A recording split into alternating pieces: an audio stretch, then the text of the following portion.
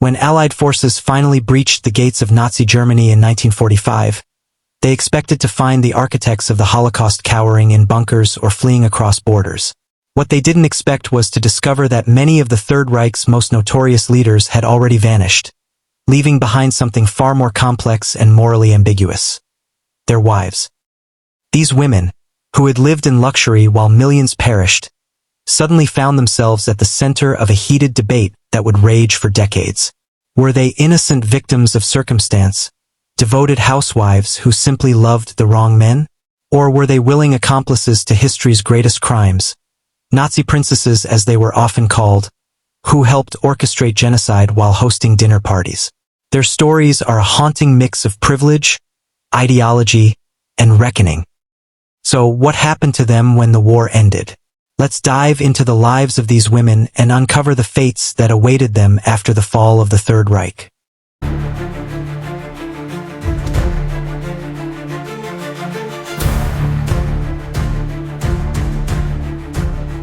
Magda Goebbels. Magda Goebbels, the woman many considered the First Lady of the Third Reich. Born into wealth and privilege, Magda had initially married a successful industrialist before becoming enchanted by the rising Nazi movement. When she first laid eyes on Joseph Goebbels at a Nazi rally in 1930, she wasn't attracted to his physical appearance. The man was short, had a pronounced limp, and possessed the kind of fanatical intensity that made most people uncomfortable. No, what captivated Magda was something far more dangerous: his ideas about racial purity and German superiority. Within months of joining the Nazi Party, Magda had become a rising star in the women's organization, using her wealth and social connections to fund Hitler's early campaigns. She didn't just support the movement financially. She became one of its most effective recruiters, hosting elaborate dinner parties where she would seduce wealthy donors with her charm, while her husband delivered his venomous speeches about Jewish conspiracies and the need for racial cleansing. But Magda's true obsession wasn't with her husband. It was with Adolf Hitler himself. The Führer became a regular guest at their apartment, and witnesses later reported that Magda would hang on his every word, her eyes gleaming with an almost religious fervor whenever he spoke about the final solution to the Jewish problem.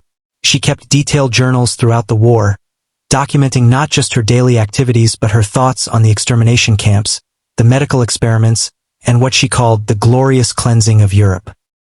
When the end came in 1945, as Soviet forces closed in on Berlin, Magda made a choice that revealed the true depth of her commitment to Nazi ideology. On May 1st, she personally administered lethal injections to her 6 children, ranging in age from 4 to 12, before taking her own life alongside her husband. But before she died, she penned a final letter that investigators would discover weeks later. In it, she wrote, "The world that comes after the Führer and National Socialism is not worth living in. I have taken the children with me because they are too good for the life that would come after." These weren't the words of an innocent housewife caught up in her husband's politics. These were the words of a true believer, a woman so committed to Nazi ideology that she chose to murder her own children rather than see them live in a world where Jews and other inferior races might be treated as equals. But Magda's story was just the beginning. Across Germany, investigators were uncovering similar tales of wives who had been far more involved in their husbands' crimes than anyone had initially suspected. Gerda Bormann. Gerda Bormann, wife of Martin Bormann, Hitler's right-hand man and the man many historians consider the true power behind the throne in the final years of the Third Reich. When Allied forces finally tracked her down in a small village in northern Italy, they found her living under an assumed identity, posing as the director of a children's home. 4 of her own children were disguised as orphans, while the other 5 had fled with her husband before his suicide. Initially, investigators assumed Gerda had been an unwilling participant in her husband's escape plan, a frightened mother simply trying to protect her children. But as they delved deeper into her background, they discovered something shocking. Gerda had been a Nazi true believer long before she ever met Martin Bormann. More disturbing still were the testimonies of concentration camp survivors who identified Gerda as a frequent visitor to Dachau and Buchenwald. Unlike other Nazi wives who claimed they never knew what was happening in the camps, Gerda had actively participated in inspections, watching medical experiments and executions with what witnesses described as clinical fascination. One survivor recalled seeing her take notes during a mass execution, documenting what she called efficiency improvements for the killing process. But perhaps the most chilling evidence of Gerda's involvement came from her own correspondence, discovered hidden in the walls of her Italian hideout. In letters to her husband, she discussed the logistics of the final solution as casually as other wives might discuss dinner plans. "The Jewish problem in Munich is progressing nicely," she wrote in one letter from 1943. "Heinrich says they've improved the transport system, so we should see better numbers next month." When confronted with this evidence during interrogation, Gerda showed no remorse. Instead, she insisted that she had been performing her patriotic duty, helping to create a better world for her children. She died of cancer in 1946, taking her secrets with her, but not before telling her American interrogator that she regretted only one thing: that they hadn't moved faster with the extermination program. IIse Hess. The case of IIse Hess presents perhaps the most complex moral puzzle of all the Nazi wives. Married to Rudolf Hess, Hitler's deputy and the man who had literally helped write Mein Kampf, Ilse portrayed herself as an intellectual who had been drawn to National Socialism through her love of German literature and philosophy. Unlike the other wives, who seemed motivated by power or luxury, Ilse claimed her support for the Nazi Party came from a genuine belief in German cultural superiority. During the 1930s, Ilse hosted what she called cultural salons at the Hess residence, bringing together artists, writers, and intellectuals to discuss what she termed the German spiritual renaissance. But these weren't innocent literary gatherings.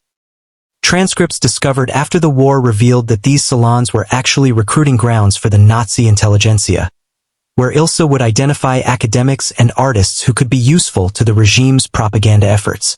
More sinister still was Ilse's involvement in the Nazi euthanasia program. As someone with a background in nursing, she had been recruited by Heinrich Himmler to help develop what the Nazis called mercy killing, the systematic murder of disabled children and adults. Ilse didn't just provide medical expertise. She helped write the psychological profiles used to justify the killings, arguing that people with mental disabilities were polluting the German genetic pool. When her husband made his infamous solo flight to Scotland in 1941, attempting to negotiate a separate peace with Britain, Ilse's world came crashing down. Hitler was furious at what he saw as a betrayal, and Ilse suddenly found herself under suspicion. But rather than distancing herself from the Nazi cause, she doubled down on her commitment, volunteering for increasingly dangerous assignments on the Eastern Front. After the war, Ilse spent nearly 3 years in internment camps, where she used her time to write what would become a best-selling memoir, My Life with Germany's Deputy Führer. In the book, she portrayed herself as a devoted wife who had simply followed her husband's lead, but private letters discovered decades later told a different story. In correspondence with other Nazi wives, Ilse revealed her true feelings about the war's outcome. "We came so close to perfection," she wrote in 1947. "If only the weak-minded had not interfered, we could have created a world worthy of the Aryan race." Even more disturbing was Ilse's post-war activities. Upon her release from internment, she immediately began working to rehabilitate Nazi war criminals, founding what she called the Circle of Friends, a network of former Nazi wives who provided financial and legal support to SS officers facing trial. She helped dozens of war criminals escape justice, providing them with false documents, safe houses, and new identities. But Ilse's most shocking post-war activity was her involvement in the underground Nazi education network. Working with other former Nazi officials, she helped establish secret schools throughout Bavaria where children of former SS officers were taught true German history, a sanitized version of World War II that portrayed Hitler as a misunderstood visionary and the Holocaust as Allied propaganda. These weren't casual activities or the result of misguided loyalty. IIse Hess spent the rest of her life actively working to preserve and spread Nazi ideology, using her intelligence and education to ensure that the movement would survive the fall of the Third Reich. When she died in 1995 at the age of 96, investigators found her apartment filled with Nazi memorabilia, correspondence with neo-Nazi groups across Europe, and detailed plans for what she called the Fourth Reich. Lina Heydreich. The story of Lina Heydreich reveals perhaps the most calculating and cold-blooded of all the Nazi wives. Married to Reinhard Heydrich, the architect of the final solution and the man Hitler himself called the man with the iron heart, Lina was far from the passive housewife she pretended to be during post-war interrogations. Born into a family of committed anti-Semites, Lina had joined the Nazi Party as a teenager, long before she met her future husband. But what made her different from the other Nazi wives was her strategic thinking. While others were content to enjoy the privileges that came with their husbands' positions, Lina saw an opportunity to shape Nazi policy from behind the scenes. Using her position as the wife of one of the most powerful men in the SS, Lina established what she called research committees, groups of Nazi women who would visit Jewish neighborhoods, document family structures, and report back on what she termed elimination priorities. These reports weren't academic exercises. They were used by her husband and other SS leaders to determine the order in which Jewish communities would be targeted for deportation and extermination. But Lina's most chilling contribution to the Holocaust was her involvement in the Wannsee Conference, the January 1942 meeting where Nazi leaders finalized plans for the systematic murder of European Jewry. While she didn't attend the conference itself, newly discovered documents reveal that Lina had spent months beforehand preparing detailed demographic studies that were used to calculate the logistics of mass murder. In one report, she wrote, "Based on current birth rates and family structures, we estimate that complete elimination of the Jewish population in Poland will require approximately 18 months, assuming optimal transport efficiency and processing capacity." She wasn't writing about pest control or industrial production. She was calculating how long it would take to murder millions of human beings. When her husband was assassinated by Czech resistance fighters in 1942, Lina didn't retreat into grief-stricken widowhood. Instead, she became even more active in Nazi operations, taking over many of her husband's intelligence networks and using them to hunt down resistance fighters across occupied Europe. She personally interrogated captured partisans, using psychological torture techniques she had developed during her research in Jewish ghettos. After the war, Lina successfully reinvented herself as a grieving widow who had known nothing of her husband's activities. She charmed her American interrogators with her apparent intelligence and refinement, convincing them that she had been too focused on raising her children to pay attention to politics. But this was all an elaborate performance. In reality, Lina had been meticulous about preserving evidence of her activities, hiding detailed records of her involvement in Nazi operations throughout houses across Germany and Czechoslovakia. These documents, discovered decades later during renovations, revealed the full extent of her war crimes and her post-war activities. Most shocking of all was Lina's role in establishing rat lines, escape routes that helped Nazi war criminals flee to South America. She didn't just provide logistical support. She helped select which war criminals were worth saving, prioritizing those she believed could be useful in establishing Nazi strongholds in Argentina and Chile. The case files also revealed that Lina had been in contact with former SS officers living in hiding across South America, providing them with intelligence about Allied investigation efforts and helping them establish new identities. She maintained these networks until her death in 1985, never showing any remorse for her role in the Holocaust or her efforts to help war criminals escape justice. Emmy Göring. Emmy Göring, the second wife of Hermann Göring, the head of the Luftwaffe and one of the most powerful men in Nazi Germany. Unlike the other wives, who had been committed Nazis from the beginning, Emmy claimed to have been apolitical when she married Göring in 1935, interested only in her career as an actress. This narrative of the innocent artist swept up in her husband's world might have been believable if not for the mountain of evidence that suggested otherwise. Emmy hadn't just enjoyed the privileges of being married to one of Nazi Germany's most powerful leaders. She had actively used her position to advance Nazi cultural policies and eliminate Jewish influence from German theater. As the unofficial First Lady of German theater, Emmy had systematically purged Jewish actors, directors, and playwrights from German stages, replacing them with artists who promoted Nazi ideology. But she didn't stop at professional discrimination. Witnesses later testified that Emmy had attended private screenings of propaganda films that documented the conditions in concentration camps, laughing at scenes that showed Jewish prisoners being humiliated and abused. More disturbing still were Emmy's activities during the later years of the war, when she used her husband's intelligence networks to track down and expose German citizens who were hiding Jewish families. She didn't do this out of political fanaticism, but for financial gain. The Nazi government paid substantial rewards for information leading to the capture of hidden Jews, and Emmy used this money to fund her lavish lifestyle. But Emmy's most shocking wartime activity was her involvement in what the Nazis called art acquisition, the systematic looting of Jewish-owned artwork and cultural artifacts. While her husband focused on grand masterpieces that could be displayed in Nazi museums, Emmy specialized in more personal items, family photographs, religious artifacts, and jewelry that had been passed down through generations. She didn't see this as theft. She saw it as cultural preservation, arguing that Jewish families were unworthy of owning items that represented European civilization. In letters to other Nazi wives, she described her collection with pride, detailing the stories behind each stolen item and the Jewish families they had been taken from. When Allied forces arrested Emmy in 1945, they found her villa filled with thousands of stolen artifacts, carefully catalogued and displayed like a museum. During interrogation, she showed no understanding of why this might be considered wrong, insisting that she had been preserving European culture from Jewish contamination. Even more chilling was Emmy's attitude toward the Holocaust itself. When confronted with evidence of mass murder in the concentration camps, she expressed concern not for the victims, but for what she called the psychological burden placed on German soldiers who had been forced to carry out the killings. She suggested that the Allies were being unfair by prosecuting Germans for what she termed necessary but unpleasant duties.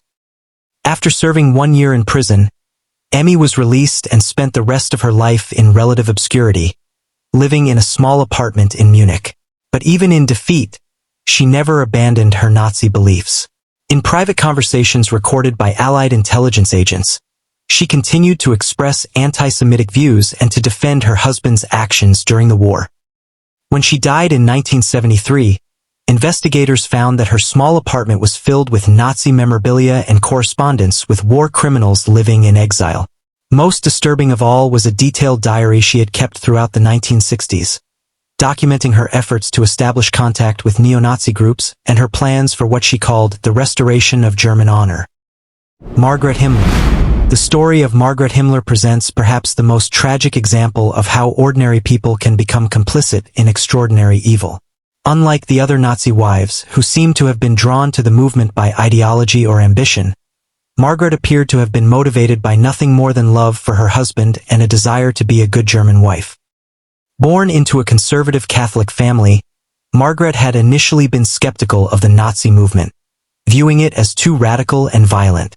But her husband Heinrich's rapid rise through the ranks of the SS gradually changed her perspective. As she later told Allied interrogators, she began to see Nazi ideology not as political extremism, but as scientific truth that her educated husband had helped her understand. This gradual indoctrination made Margaret's complicity all the more chilling. Unlike wives who had joined the Nazi Party out of conviction, Margaret seemed to have drifted into evil through a series of small compromises and moral accommodations. At first, she simply avoided asking questions about her husband's work. Then she began attending Nazi social functions, telling herself she was just being supportive. Eventually, she was actively participating in activities that she must have known were connected to mass murder.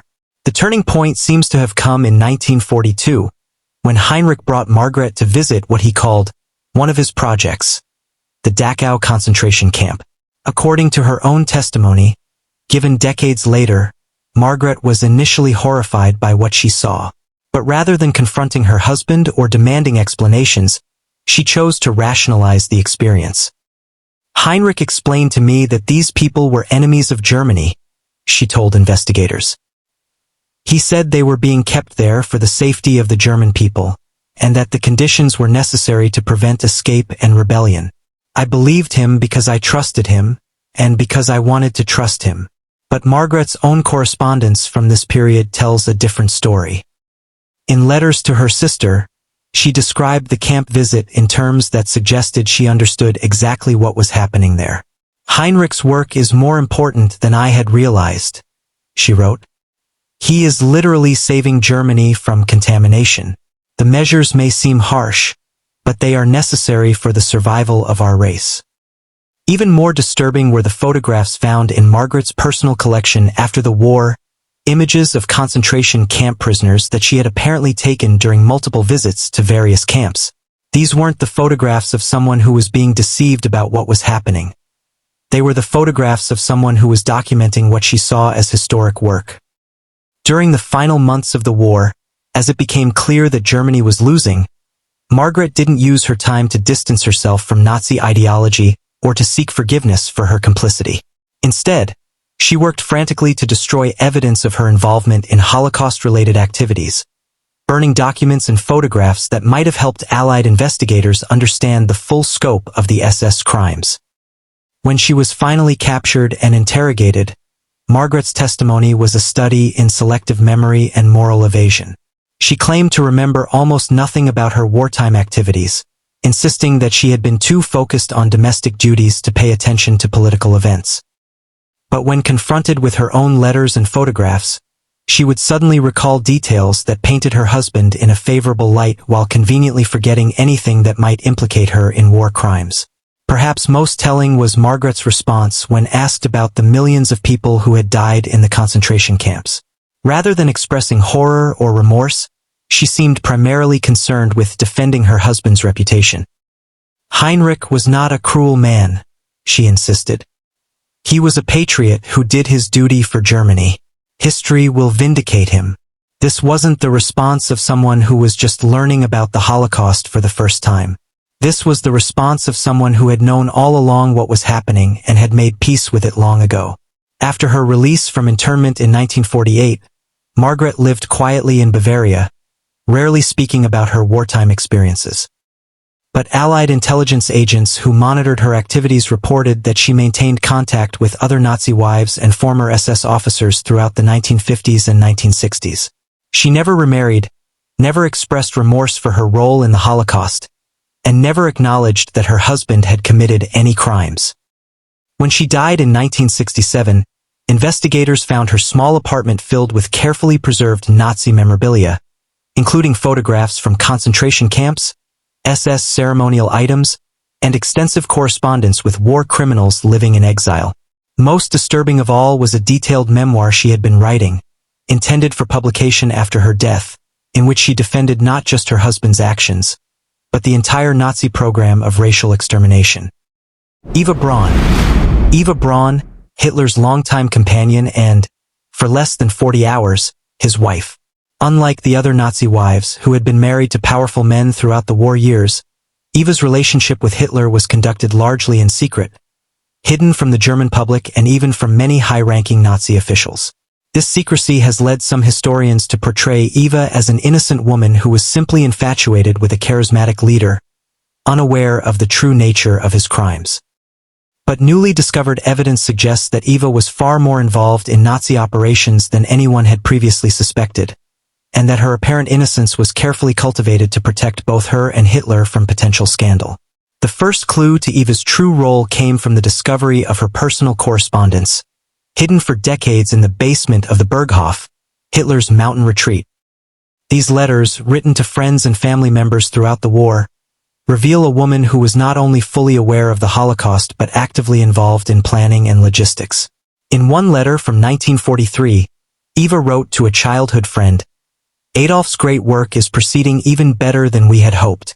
The cleansing of Europe is nearly complete in the Eastern Territories, and soon we will be able to focus on the more challenging populations in the West."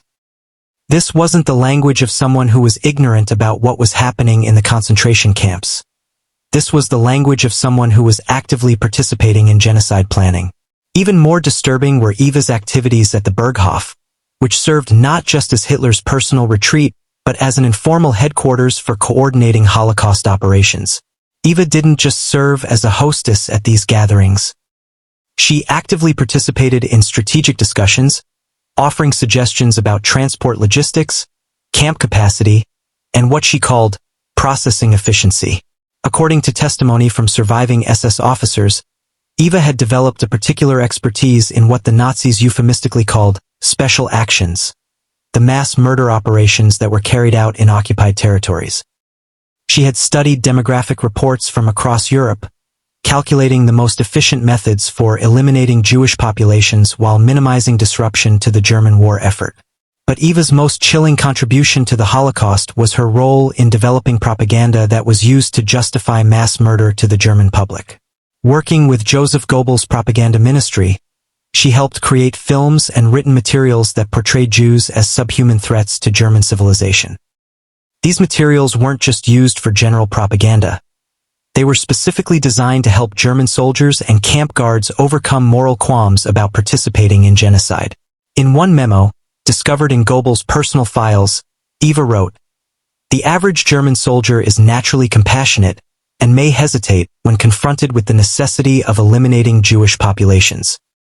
Our educational materials must help them understand that what feels like cruelty is actually mercy, both for the German people and for the Jews themselves, who are being spared the suffering of a life they are genetically incapable of living with dignity." This wasn't the writing of a naive young woman who was simply infatuated with a powerful man. This was the writing of someone who had thought deeply about the psychological mechanics of genocide and had developed sophisticated methods for overcoming human moral instincts. Perhaps most disturbing of all was Eva's attitude toward the children who were murdered in the Holocaust. Unlike other Nazi officials who generally tried to avoid thinking about the killing of children, Eva seemed to view it as the most important aspect of the entire program. In correspondence with other Nazi wives, she argued that eliminating Jewish children was more important than killing adults, because children represented the future of what she called racial contamination. "An adult Jew can only pollute the present," she wrote in one letter. "But a Jewish child can pollute the future. That is why our work with the younger populations is so crucial to the success of the entire project." These weren't casual comments or passing thoughts. Eva had developed detailed theories about child psychology and genetics, arguing that Jewish children were more dangerous than adults because they were more likely to evoke sympathy from German soldiers and civilians.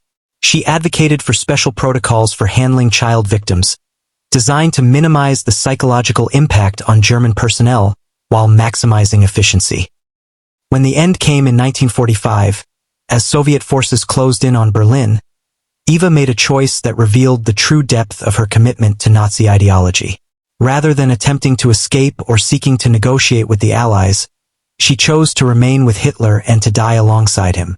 But this wasn't the romantic gesture that some historians have portrayed it as. It was the calculated decision of someone who knew that capture would mean exposure of her role in genocide. In her final letter, written just hours before her death, Eva didn't express regret for the millions who had died or hope for a better future. Instead, she wrote, "I die knowing that we came closer than anyone in history to achieving human perfection. The Aryan race will remember our sacrifice and will complete the work we began." These were not the final words of an innocent woman caught up in her lover's madness. These were the final words of a true believer, someone who had devoted her life to the cause of racial extermination and who preferred death to a world where that cause had failed. The story of these Nazi wives forces us to confront uncomfortable truths about human nature and about the ways that ordinary people can become complicit in extraordinary evil. These were not monsters in the conventional sense. They were intelligent, educated, often charming women who made calculated decisions to participate in genocide. They remind us that evil doesn't always announce itself with dramatic gestures or obvious warning signs. Sometimes it comes disguised as devotion, patriotism, or love. But perhaps most importantly, their stories remind us that the Holocaust was not just the work of a few fanatical leaders, but the product of thousands of people, men and women, soldiers and civilians, officials and housewives, who made individual choices to participate in or enable mass murder. Understanding their motivations and their methods is crucial not just for historical accuracy, but for recognizing and preventing similar atrocities in our own time. The Nazi wives got away with murder, literally. Most of them lived long, comfortable lives after the war, never facing justice for their crimes and never acknowledging their role in history's greatest genocide. Their stories serve as a chilling reminder that justice delayed is often justice denied. and that evil can hide behind the most conventional and respectable facades. As we remember the millions who died in the Holocaust, we must also remember the women who helped kill them, not as a way of spreading blame or diminishing the responsibility of the primary perpetrators, but as a way of understanding the full scope of human complicity in genocide and ensuring that such complicity never again goes unrecognized or unpunished.